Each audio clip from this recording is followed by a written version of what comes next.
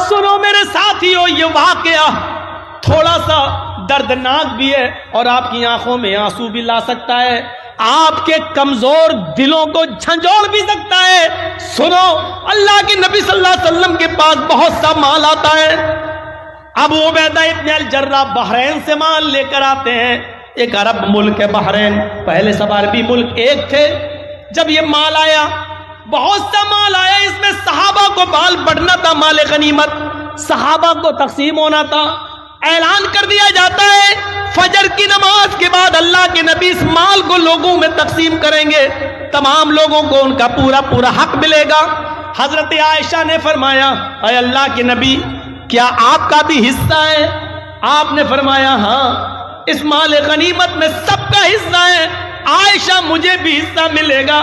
حضرت عائشہ کہتی ہیں، اے اللہ کے نبی، 15 دن سے میرے گھر میں چولہا نہیں جلا، 15 دن سے چولہا نہیں جلا، کہیں سے کھجور آ گیا، کھا لیا، پانی پی لیے، کھجور و پانی پہ گزارا چلتا رہا۔ امی عائشہ کہتی ہیں، اے اللہ کے نبی، فجر کی نماز کے بعد جب آپ لوگوں کو ان کا مال تقسیم کریں گے تو آپ کو بھی تو آپ کا حصہ ملے گا۔ فرمایا، ہاں، مجھے بھی میرا حصہ ملے گا۔ اللہ کے نبی فرماتے، عائشہ، چولہا سنبھال لو، لکڑیاں رکھ لو، چولہے کی پتائی اتائی کر لو، جو کرنا کر لو، کل ہمارے گھر پہ ہی گوشت پکے گا، کل سالن ہمارے گھر میں بھی بنے گا۔ فجر کی اذان کی آواز آتی ہے، حضرت بلال فجر کی اذان دیتے ہیں۔ اللہ کے نبی صلی اللہ علیہ وسلم جب مسجد کے اندر داخل ہوتے ہیں تو کیا دیکھتے ہیں؟ آج مسجد نبوی کھچا کھچ بھری ہوئی ہے، صحابہ نے مسجد نبوی کو پہلے سے بھر دیا ہے۔ آج سے پہلے کبھی اتنی جلدی مسجد نہیں بھری گئی، آج فجر کی نماز سے پہلے لوگ مسجد میں آ گئے، کھچا کھچ مسجد بھری ہوئی ہے۔ اللہ کے نبی صلی اللہ علیہ وسلم نے اتنے نمازیوں کو آج دیکھا تو پہلے مسکرا دیے ہیں، لیکن فوراً آپ کی مسکراہٹ ختم ہو گئی۔ فرمایا، او، اب پتہ چلا کہ تم کیوں آئے ہو، شاید سن لیا ہے فجر کی نماز کے بعد مال تقسیم ہوگا۔ صحابہ ہنسنے لگے، ہاں، دل کے کتنے صاف تھے۔ ہاں، اے اللہ کے رسول، اعلان ہوا تھا فجر کے بعد اللہ کے نبی مال تقسیم کریں گے، اس لیے ہم لوگ چلے آئے، ورنہ اپنے اپنے محلے اور قبیلے کی مسجدوں میں بھی نماز پڑھ سکتے تھے، لیکن مال میں ہمارا حق ہے، ہمیں ملے گا۔ اللہ کے نبی نے مال تقسیم کرنے سے پہلے جو فرمایا وہ سنیے۔ اللہ کے نبی فرماتے ہیں، لوگوں، مجھے اپنے انتقال کے بعد تمہارے شرک میں اور بدعتوں میں مبتلا ہونے کا ڈر نہیں ہے۔ میرے انتقال کے بعد تم شرک کرنے لگو گے یا بدعتوں میں مبتلا ہو جاؤ گے، مجھے اس بات کا خوف نہیں ہے۔ آج تم نے سن لیا کہ حضرت ابو عبیدہ ابن الجراح مال لائے، مال لینے کے لیے تم فجر کی نماز سے پہلے مسجد میں آ گئے۔ آج ہم نے مال کی محبت تمہارے اندر دیکھی ہے، اب مجھے ڈر لگتا ہے میرے انتقال کے بعد یہ مال کی محبت تمہیں کہیں دین سے دور نہ کر دے، اسلام سے دور نہ کر دے، دین سے بیزار نہ کر دے، دین سے تمہیں کوسوں دور نہ کر دے، یہ مال کی محبت تمہیں دین سے دور نہ کر دے۔ خوش رہو، خوش ہونا چاہیے، یقیناً تمہیں تمہارا حصہ ملے گا، لیکن آج مال کی محبت تمہیں کھینچ کے لے آئی ہے۔ مجھے ڈر ہے کہ میرے انتقال کے بعد آنے والے زمانے میں، بعد میں آنے والے لوگ کہیں مال کی محبت میں اپنا اسلام نہ خرچ کر دیں، اپنا اسلام ختم نہ کر دیں، اپنا دین نہ بھول جائیں، بعد میں آنے والے لوگ کہیں مال کی محبت میں دین سے دور نہ ہو جائیں۔ اللہ کے رسول نے اسی طرف اشارہ کیا تھا، آنے والے زمانے میں مجھے ڈر ہے کہ کہیں دین کی محبت، مال و دولت کی محبت تمہیں دین سے دور نہ کر دے۔ اس کے بعد فجر کی نماز پڑھائی اللہ کے نبی نے، اور نماز پڑھانے کے بعد آپ نے لوگوں کو ان کا حق دیا، اتنا دیا کہ اس دن کوئی ناراض نہیں ہوا، اتنا مال آیا، زندگی میں سب سے زیادہ مال ہاتھ لگاتا، سب سے بڑا مال، بہت بڑا خزانہ ہاتھ لگاتا، آپ نے کنجوسی نہیں کی، سب کو دیتے چلے گئے۔ مال سے بھرے ہوئے 2 تھیلے اللہ کے نبی کے حصے میں بھی آئے، مال سے بھرے ہوئے 2 تھیلے اللہ کے نبی کے حصے میں بھی آئے، اس کو اٹھا رہے ہیں تو اٹھا نہیں پا رہے، اس کو اٹھا رہے ہیں تو اٹھا نہیں پا رہے ہیں، لیکن فرمایا اپنا اپنا مال لے کر جاؤ۔ اس لیے اللہ کے رسول کو بھی اپنا حصہ خود اٹھانا پڑا۔ اٹھا رہے ہیں لیکن مال اتنا تھا کہ اٹھ نہیں رہا ہے، پھر بھی کوشش کرتے ہو جس طریقے سے چل پا رہے ہیں چل رہے ہیں۔ صحابہ اپنا اپنا حصہ لے کر چلے گئے، 2 تھیلے اللہ کے نبی کے حصے میں بھی آئے۔ جیسے آپ نے ان دونوں تھیلوں کو اٹھایا، مسجد سے باہر نکلے، اپنے گھر کی طرف آگے بڑھنا چاہتے ہیں، کیا دیکھتے ہیں کہ دائنی طرف ایک 7 سال کا بچہ کھڑا ہے، بائیں طرف ایک 9 سال کا بچہ کھڑا ہے۔ دائیں طرف دیکھا، اس نے ایک ہاتھ پکڑ رکھا ہے، تھیلا چھین رہا ہے۔ دوسری طرف دیکھا، 9 سال کا بچہ میرا دوسرا تھیلا پکڑ کے کھینچ رہا ہے۔ میں نے کہا کیا ہوا؟ اس نے کہا 7 سال کا بچہ، اللہ کے نبی میرا باپ اس دنیا سے انتقال کر گیا ہے، میری ماں کمانے کے لائق نہیں ہے، میں یتیم ہوں۔ دوسری طرف نظر دوڑائی، وہ کہنے لگا اللہ کے نبی میری ماں اس دنیا سے رخصت ہو چکی ہے، میرا باپ بوڑھا ہو چکا، وہ کمانے کے لائق نہیں، میں بھی یتیم ہوں۔ ایک نے کہا میرا باپ نہیں، دوسرے نے کہا میری ماں نہیں۔ اللہ کے نبی صلی اللہ علیہ وسلم نے پھر دیکھا تو 7 سال کا بچہ کہتا کہ میرے گھر میں 5 دن سے چولہا نہیں جلا۔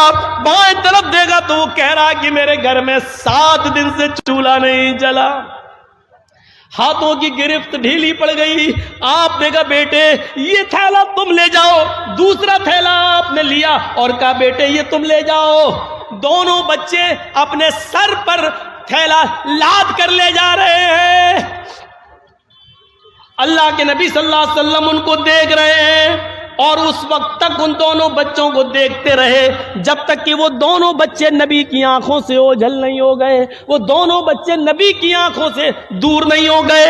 اللہ کے نبی ان دونوں بچوں کو دیکھتے رہے، جب وہ خود اوجھل ہو گئے تب آپ گھر گئے، دروازے کو دستک دی، اماں عائشہ نے دروازہ کھولا، ہنستے ہوئے دیکھا ہے۔ اللہ کے نبی نے کہا السلام علیکم۔ عائشہ جواب دیتی ہیں وعلیکم السلام۔ اللہ کے رسول میرے شوہر میرے سرتاج خالی ہاتھ گئے، خالی ہاتھ واپس، آپ تو اپنا حصہ لانے والے تھے، کیا ہوا؟ عائشہ ادھر آؤ، بستر پر بیٹھ جاؤ۔ بیٹھ گئی۔ کہا عائشہ راستے میں 2 یتیم بچے مل گئے، مال بہت ملا تھا، آج ہمارے گھر میں چولہا جلتا، لیکن 2 یتیم بچوں نے میرا راستہ روک لیا، ایک کا باپ نہیں، ایک کی ماں نہیں، ایک کے گھر میں 5 دن سے چولہا نہیں جلا، ایک کے گھر میں 7 دن سے نہیں جلا۔ میں نے ایک تھیلا اس کو دے دیا، ایک اس کو دے دیا، دونوں بچے اپنے اپنے گھر لے گئے۔ امی عائشہ کہتی ہیں ٹھیک ہے اچھا کیا، لیکن دونوں تھیلوں میں سے ایک ایک 2 مٹھی نکال لیتے تو آج میرے گھر میں بھی چولہا جل جاتا۔